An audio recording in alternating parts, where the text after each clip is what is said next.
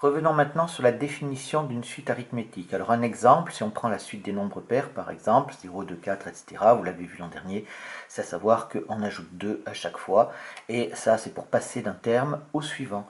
Et donc ça va bien être donc une suite arithmétique de raison 2. Le nombre que l'on ajoute à chaque fois pour passer d'un terme au suivant s'appelle la raison. Si on prend le cas général, alors on prend une suite qui se représente toujours de cette façon-là. On part de U0, U1, U2, etc. Ça, on l'a déjà vu. Et vous voyez, dans la suite, là, j'ai UN. Le terme qui vient avant, c'est UN-1. Le terme qui vient après, c'est UN plus 1. Et quand j'encadre ici ce qui se passe, je vais donc l'écrire. Je vais dire donc ici qu'on a UN plus 1.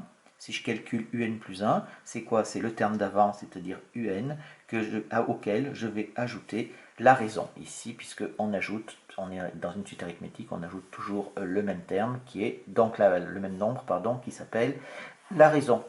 Et bien ça, c'est la formule de récurrence qui va nous définir une suite arithmétique. Donc une suite arithmétique, elle va toujours être définie par une formule de récurrence de ce type, un plus 1 égale un plus r, où r, c'est un réel qui est quelconque, pardon, et qui va s'appeler la raison de la suite.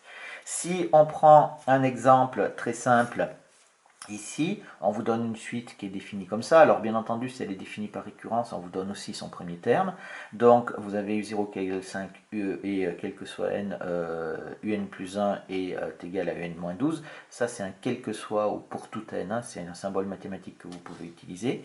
Alors ici, eh bien, il n'y a pas besoin de dire quoi que ce soit, il n'y a rien à démontrer. On reconnaît la formule de récurrence d'une suite arithmétique puisque c'est un plus 1 égale un plus moins 12, donc la raison vaut moins 12. Faites attention de ne pas oublier le signe moins. La raison peut être positive, elle peut être négative, ça peut être aussi des racines carrées. Enfin, voilà, ne vous faites pas avoir par des nombres que vous n'avez pas l'habitude, avec lesquels vous n'avez pas l'habitude de trop travailler.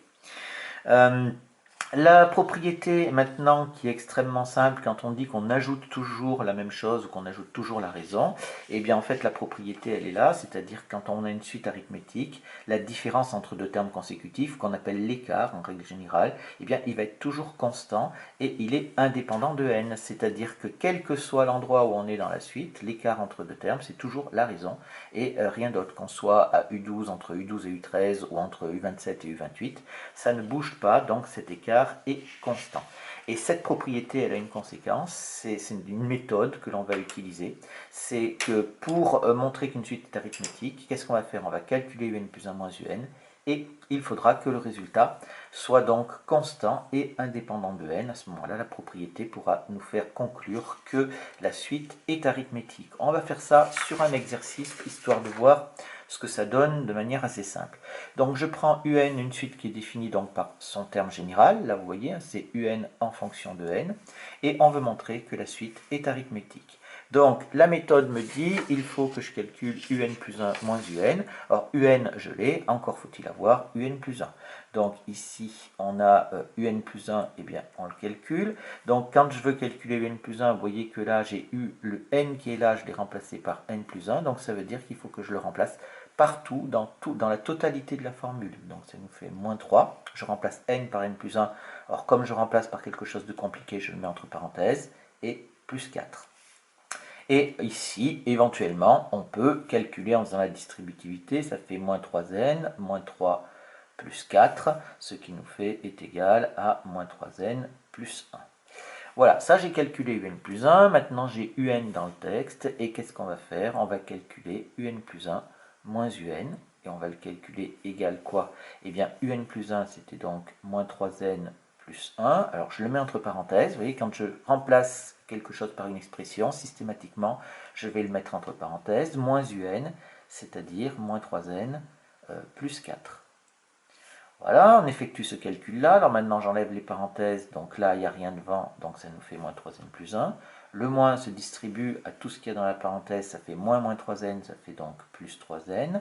Et moins plus 4, ça fait moins 4 ici. On a des simplifications, bien évidemment, moins 3n plus 3n qui se simplifient. Et ça nous fait est égal à plus 1 moins 4, ça nous fait est égal à moins 3. Ici, il n'y a plus de n, n a disparu, donc ici c'est constant, indépendant de n. Et donc si c'est constant indépendant de n, on peut conclure, conclusion, la suite UN est arithmétique de raison. Et là, on a trouvé en fait la raison. C'est-à-dire quand on calcule un plus 1 moins un, le résultat que l'on obtient qui ne contient pas de n est donc la raison qui est moins 3. Vous remarquez au passage que ici on avait une fonction affine et que la raison ça correspond au coefficient directeur de la fonction affine.